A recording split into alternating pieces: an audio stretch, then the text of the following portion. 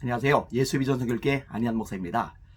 조나단 목사님이 방송을 통해서 제가 아픈 걸 알고는 안수 기도를 해주겠다고, 기도받으러 오라는 얘기인가요? 안수 기도해서 제 병을 고쳐주겠다고요? 참 재미있는 얘기입니다. 병 고치는 은사 있죠. 성경에 9가지 은사가 고린도서 12장에 나오잖아요. 지식의 말씀 은사, 지혜의 말씀 은사, 믿음의 은사, 능력 경험 은사, 병 고침의 은사, 방언의 은사, 방언 통역의 은사, 그리고 또 뭐가 있죠? 영분별의 은사, 예언의 은사, 이렇게 이제 9가지 은사가 거기에 등장하죠. 에베소 4장에 또 다른 은사들이 나타나기는 해요. 근데 이제 고린도서 12장에 나오는 성령의 9가지 은사에는 이렇게 9가지가 나오는 거죠. 사실 병고침에 대한 말씀은 예수님께서도 명확히 하셨죠. 믿는 자들에게는 이런 표적이 따르리니 곧 저희가 내 이름으로 귀신을 쫓아내며 새 방언을 말하며 뱀을 집어올리며 무슨 독을 마실지라도 해를 받지 않으며 병든 사람에게 솔 얹은즉 나으리라 하시리라. 마가복음 16장 17절 이하의 말씀이죠.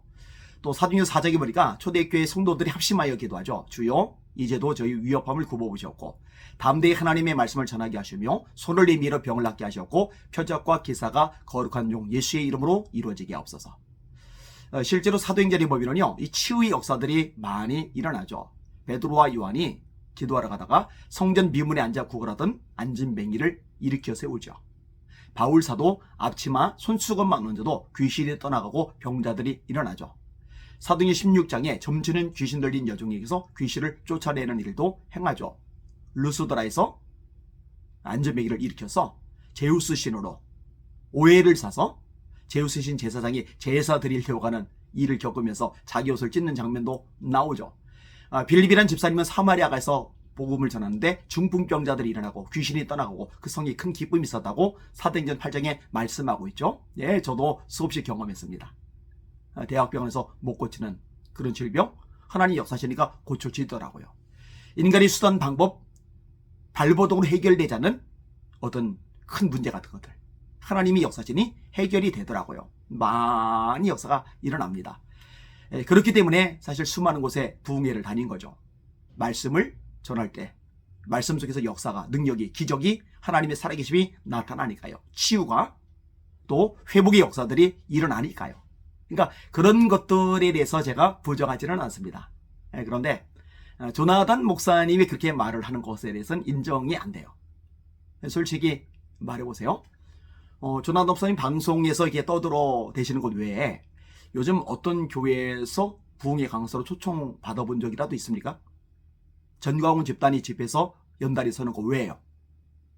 없죠. 이전에 부흥회를 많이 나갔던 것들에 대해서 자랑스럽게 이야기하지만 그게 무슨 의미가 있느냐고요. 그게 무슨 소용이 있느냐고요. 그리고 조나단 목사님의 부흥 활동에 대해서 잘 알고 있는 목사님들이 제 주변에 있어요. 그분들이 그거와 관련된 얘기들도 하는데 그런 이야기들은 인신공격성 얘기가 될 것 같아서 제가 더 이상 얘기는 안 하겠습니다. 본인이 큰 소리 치는 것만큼 사실은 이렇게 아름다운 모습들은 아니었다는 거 참 많이 듣게 됩니다. 안타까운 한국 교회의 현실이지요. 참 안타까고 불행한 일입니다. 저는요, 제게 있는 이 연약함이요, 감히 비교할 수 없지만 사도 바울의 연약함하고도 어느 정도 비슷한 면은 있다고 생각합니다. 바울 사도에게 육체의 가시 사단의 사자가 있잖아요.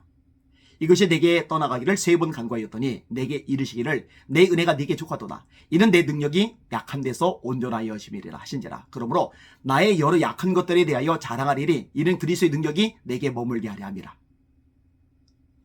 하나님의 능력이 약함을 통해서 더 드러난다는 하나님의 말씀에 따라서 자신의 약함을 이제 거두어 달라고 기도하지 않고 오히려 그것을 자랑하고 그것을 기뻐한다고 고백을 하고 있어요. 제게도 그런 기능을 하고 있는 겁니다. 제가 분명히 말씀을 드리죠. 의학적인 견지로 보면요, 제 몸 상태는 원래 오래전부터 요양병원에 누워서 있어야 되는 상황입니다. 중환자실에 누워서 있어야 되는 상황입니다. 머리끝부터 발끝까지 멀쩡한 데가 없거든요. 치아는 전부 균열이 가 있고 여기저기 몸속에 혹이 나 있고 관절도 멀쩡하지 않고 허리 디스크 있고 목 디스크 있고 머릿속에는 거대 종양이 있고 뇌종양이 있고 뭐 그 중에 몇 가지만 해도 사실은 꼼짝 못하고 있어야 되는데 그런 것들이 있음에도 불구하고 천지사방에 돌아다니면서 국내 해외 돌아다니면서 수많은 사람들에게 말씀을 전하고 이 말씀을 전하는 와중에 능력과 역사와 기적들이 나타나고 하나님의 살아계심을 선포할 수가 있었거든요. 그러니까 얼마나 감사한 일이에요. 약함 때문에 오히려 하나님의 위대하심이 드러난 거예요. 야, 저렇게 연약한 사람도, 저렇게 한계 많은 사람도, 저렇게 문제를 많이 가지고 있는 사람도, 저렇게 의학적인 견지로 보면은 움직일 수 없는 사람도 하나님이 쓰시니 놀랍고 위대한 일들이 일어나는구나. 하나님의 하나님 되심이 더 드러나는 통로가 되고 있어요. 그러니 얼마나 감사한 일이냐고요. 제가 설교 중에도 몇 차례 밝혔습니다만 어떤 목사님이 저에게 물어보셨어요. 하나님이 전능하심을 믿느냐고. 믿는다고 대답하죠. 그럼 하나님이 전능하시니까 제 없는 왼팔을 다시 만들어줄 수 있는 것 이것도 믿느냐고. 예, 하나님이 전능하시니까 마음먹으시면 하다고 믿는다고. 그러면 하나님이 왼팔을 다시 주신다면 어떻게 할 거느냐고. 고민도 안 해요. 시간 끌 것도 없어요. 저는 거절한다고 대답을 했거든요. 왜요? 이 팔이 하나 없는 것, 이 약함이 오히려 하나님의 위대하심을 드러내는 통로가 되기 때문에 저는 이것이 감사하거든요. 아파요. 너무 힘들어요. 뭐 때때로는 예수님이 빨리 재림하셨으면 좋겠다고 아내에게 하소연할 때도 있어요. 왜? 통증이 너무 심하게 밀려드니까. 그럼에도 불구하고 제가 거절하는 이유는 이 약함 때문에 더 많은 사람에게 예수님을 전할 수 있는 기회를 얻는다면 그보다 가치 있고 영광스러운 일은 없다고 생각하기 때문인 거죠. 때문에 중고등학교 아이들, 어린 아이들에게 말씀을 전할 때 의수 빼주면서 내가 중1 때 사고로 이렇게 팔을 잃었다. 근데 주님을 만나니 내 인생이 놀랍게 변했다. 이렇게 메시지를 전하면요 얼마나 어필하는 힘이 강한지 몰라요.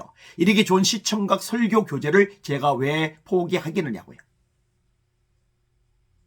그러니까요 저한테 뭐 와서 안수 받고 병 고쳐 받으라고 허무맹랑한 소리 하지 마세요. 저는 하나님께서 시적절하게 더 연약하기도 하실 것이고 시적절할 때 더 강하기도 만들어 주실 거고 그리고 모든 것은 주님의 뜻대로 이루어지다. 다만 그 모든 과정을 통해 주님의 이름을 더 강력하게 전할 수 있는 길들이 문들이 열려지게 하여 주시옵소서. 제 바람은 이거 하나일 뿐입니다. 오직 하나님의 영광을 위하여 오직 예수님의 복음 전파를 위하여 오직 하나님 나라 확장을 위하여 제 마지막 한 호흡까지 드릴 마음이 있습니다. 제 마지막 한 부분까지 불사를 용의가 있습니다.